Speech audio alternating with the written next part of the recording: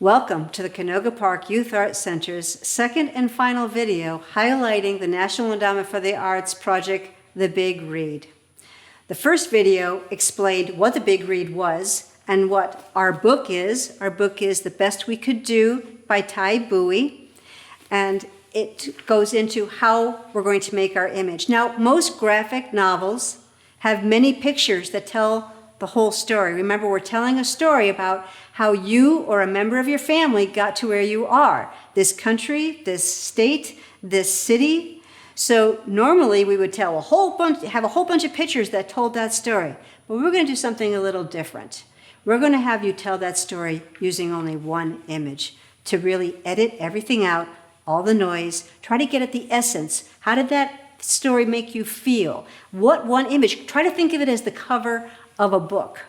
It sums up the book on the cover, tries to get you to buy the book by putting the image on the cover. So you're going to have to take a look at your story and figure out what one image is going to relate all of that information.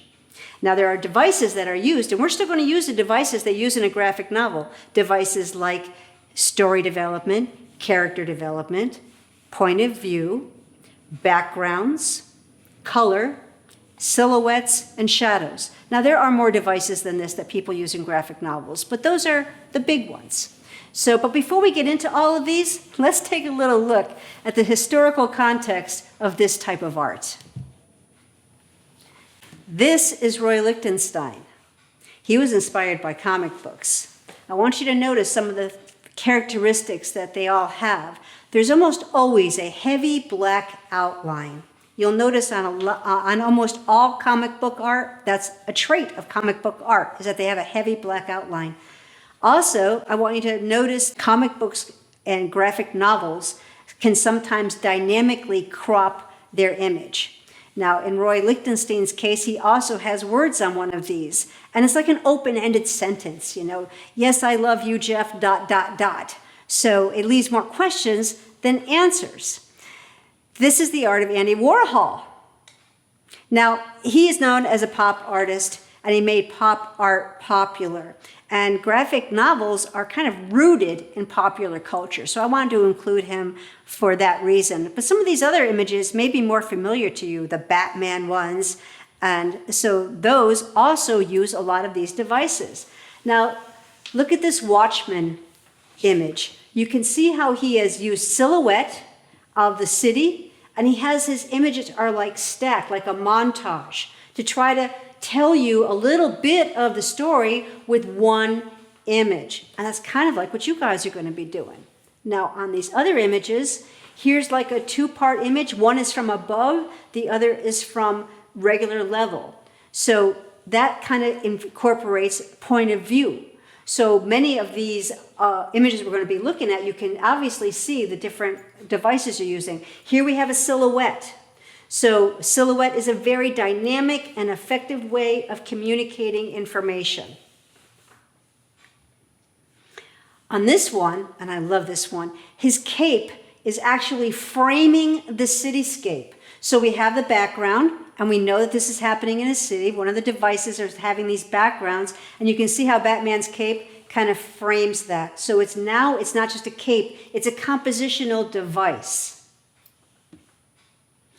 We also talked about shadows, silhouettes and shadows. Shadows can be dynamic ways to bring the viewer's eye all around the different parts of the artwork. Now, this one, you can see there's two different layers going here. We got somebody who's super close, and then the rest of the cityscape is super far away. So you can see how the foreground and the background each have their places in this image. And still, we have the heavy outlines. Now, do we have a bird's point of view or a bug's point of view? These are all important too. In this image, you can tell you're the viewer, and you are the same size as this small child. Again, we have action. This guy's coming right at you so the point of view is you are in the way of Batman coming right at you. So point of view is very important, especially in graphic novels. Again, we have this beautiful image of Batman's cape kind of framing the picture, and you can see the cityscape in the background. I want you to notice too that a lot of those Batman images are kind of monochromatic. That means they're more one color. We are going to be putting a limitation on the colors that you can use. You're either going to be choosing from the cool colors or the warm colors, but I'm going to get into that a little later. But I want you to feel when it's these cool colors like this, everything feels cold, like steel and gray. So the colors that you use really have an emotional effect on how an image is being read. This is a wild point of view. Everything is tilted. In fact, on my sample, I tilted the horizon line and the boat that my grandmother was on to kind of destabilize you, to make you feel a little vulnerable if you're not on solid ground, which is what I was trying to communicate with how my grandmother felt. Now see, this is a bird's eye point of view. A bird's eye point of view is very different than a bug's eye point of view. If you're going from a bug's eye point of view, you feel vulnerable. If you're soaring above, then you can you're the voyeur. You're like looking at all the information. You're out of the fray. You're above all of it. So those 2 points of view have very different emotions attached to them. So let's talk about those devices I mentioned earlier. We'll take them one by one, and I'll show you how they work and why they are the devices that we use. Our first device is story development. Our story will be one image instead of many, like you would typically find in a regular graphic novel. Think of this as having the same purpose as the cover of the book. You want this one image to sum up the whole story. Now, this is probably going to be the hardest part of the project, but think about the way that story makes you feel. Think about the most important moment.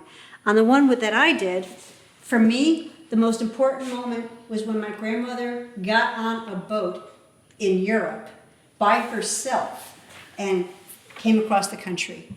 To me, that was the most, yes, she was in an orphanage before she came. Yes, the grandparents she was staying with passed away. That's how she wound up in the orphanage. There's many components to my grandmother's story, but this one of her being on the boat is the one that matters the most to me. So that's the story that I'm picking. So first you'll need to pick your story from your experience or a family member's experience of relocating to a different city, state, or country. Next, you're going to need to do your character development. Now, when you're doing a regular graphic novel, you are going to have to repeat this character over and over and over again. So you would have to take that into consideration. You don't want it to be so complicated that you have to draw this really complicated drawing in every frame. So you'd have to consider that. Now, for my considerations, being this is just one image, I needed to communicate that she was young and coming from the early 1900s and traveling from Poland. So I made her smaller than the rest of the people. And I made her, on the boat with the horizon line of the ocean and these people that are kind of anonymous standing around her. I chose clothes that were typical of the clothing that she would have. Women from Poland wear a scarf they call, at least my mother used to call it, a babushka. So I gave her her little babushka, her suitcase, and her ticket. So this is my character. This is my grandmother. Now, as we saw in some of the other samples, point of view can be really effective in the way your drawing feels and what it communicates. A bird's eye view feels very different than a bug's eye view. Now, I used the point of view of being straight on. I'm looking right at my grandmother's face. I wanted it to have that personal feeling. I wanted you to identify with her. You're at the same level that she is. You're looking straight across. She's looking right back at you, like you are a witness to her journey. Now, the backgrounds also play a very important role. Backgrounds not only fill in the spaces of the drawing, but also fill in the spaces of the story too. When I thought of my background, it was pretty simple. I had to show a boat, but I wanted it to be just enough to show it was a boat. I don't need to put in the cabins and the mast and the engines and the rest of it. Just the railing and the floor, just enough to show you that it's a boat. Showed my ocean. That's another thing that helps you know that it's a boat. Many graphic novels have cityscapes for backgrounds. And backgrounds can also reinforce your story and add to your story. Now after that, we move to color, my favorite topic. I love color, and there's a whole science to color and how it makes you feel. For our project, we will be imposing a limit on color, not to make your life more challenging, but to teach you more hands-on about how color can make your painting evoke specific emotions. So we are going to be having you choose either cool colors or warm colors. Now you can tell I chose cool colors. Those are your blues, purples, greens. Those are the colors of ice. Those are the cooler colors. Or you could go with the warm color palette, which would be shades of red, orange, and yellow. Now, there are different emotions that come up with these two different types of palettes. If you go with a cooler palette, it's going to feel cold. It's going to feel sad. They've done studies on color, and they've assigned emotions to all the colors. Not sure if you'll agree with them, but blue usually represents sadness. Green usually represents vitality. And purple is a sense of spirituality. So those are going to be different than the warm colors, which are yellow represents happiness, orange represents energy, and red represents passion. Now, passion can be love or anger. It goes on both sides of the spectrum. So when you're thinking about which palette to use, do you want to use the cool or do you want to use the warm? Think about the emotions in the image you're portraying and be guided by that. Just don't make a random choice about it. Now, lastly is silhouettes and shadows. Now, they can be dramatic additions to your artwork. You can see that I did not render any of the people standing alongside. They're just anonymous people. They're there as like a prop to make her feel like she is isolated and alone.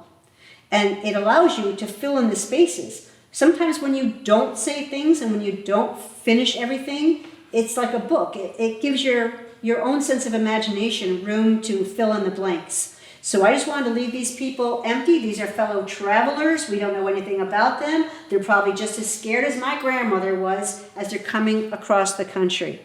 Heavy shadows can also, shadows that are cast shadows. I didn't have a lot of room here, but in other artwork I've done, cast shadows can help drive your eye around the artwork because our goal is to get the viewer to look at the entire piece of art, not just the middle of it. All right, well now we've gone over all these devices and you're looking at this really slick finished piece, but it didn't start off this way. I happen to have one of my preliminary sketches I did for this, and I want to point out a couple things to you guys. First of all, do you see how my lines are squiggly everywhere?